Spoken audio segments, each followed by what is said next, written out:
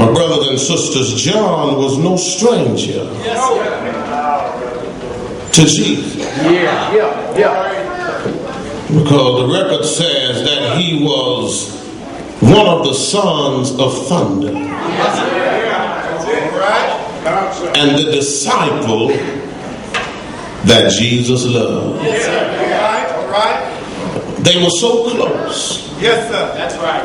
That at the Last Supper, John was found resting on the bosom of Jesus Christ. This John has blessed us with the 1st, 2nd, and 3rd John. 3 epistles in the New Testament. Then he comes along and blesses us with the book of the apocalyptic writing. The book as we know it, Revelation. I'm trying to press the point that John is creditable.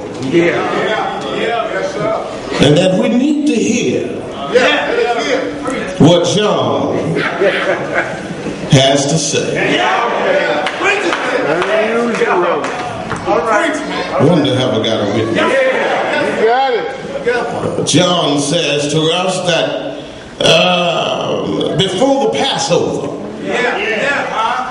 before the time when the Jews would celebrate their deliverance from Egypt land, and God told Moses to tell them to kill a lamb, a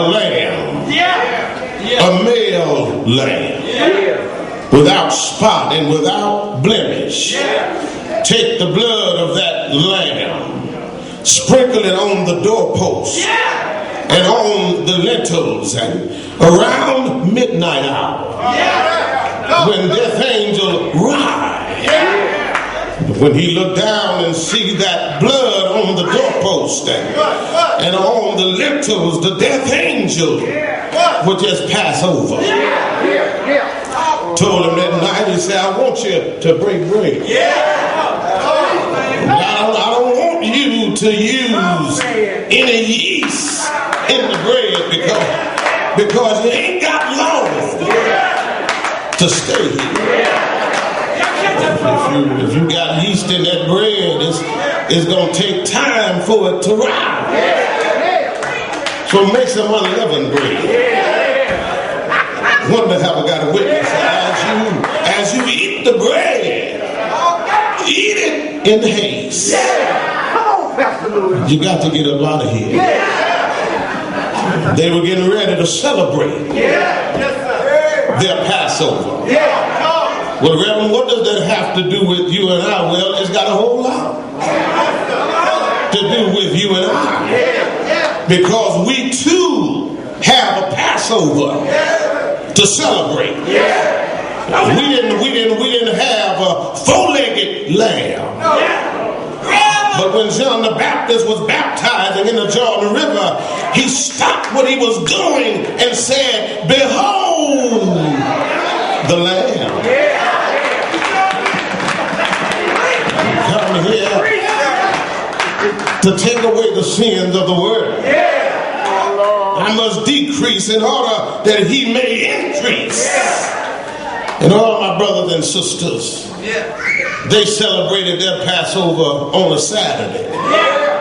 We celebrate ours on Sunday. Because our lamb rose on a Sunday morning. Our lamb got up on a Sunday morning and declared all power is in my hand. John says Jesus had come to realize that his hour was near. He had been conceived in a virgin woman, born in Bethlehem, reared up in Nazareth, baptized in the Jordan, performed miracles in a desert place, wept over Jerusalem, and now he was getting ready to die out yonder on Calvary. That's right. And in the midst of all of that, he still loved his disciple. Judas Iscariot had already yielded to temptation, because the Bible says he allowed Satan to enter into his heart. Jesus wasn't worried about it, because he knew that God had entrusted all things into his hand. The record says they ate the supper. And all of a sudden, after they have eaten the supper, Jesus done something that he had never done before. That's right. Jesus did a thing that he was used to others doing for him. Preach it. He didn't make no announcement.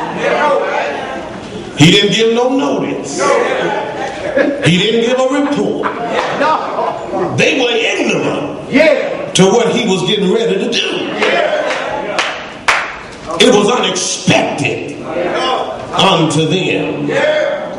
So my brothers and sisters, in light of that, he was getting ready to do an ambush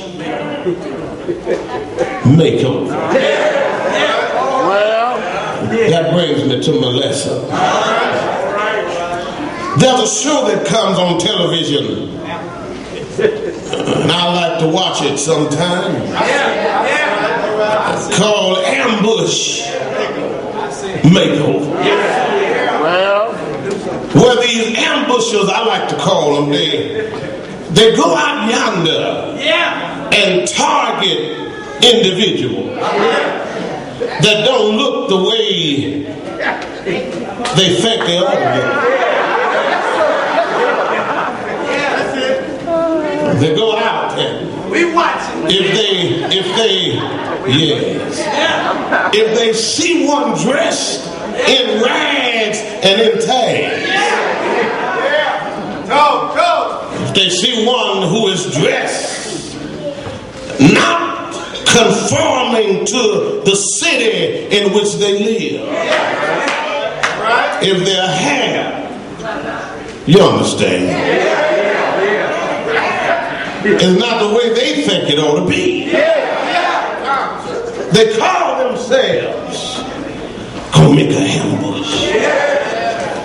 And I expressed to the madam on more than one occasion, as I sit there and watched the show, I took notice on these so-called ambushers. The ones that's supposed to go out yonder and ambush other folk. And I said to myself, look like some of these folk.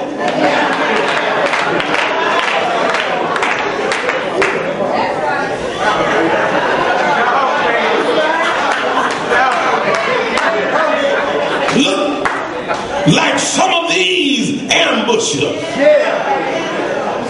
need to be made over themselves. I ain't bothering nobody.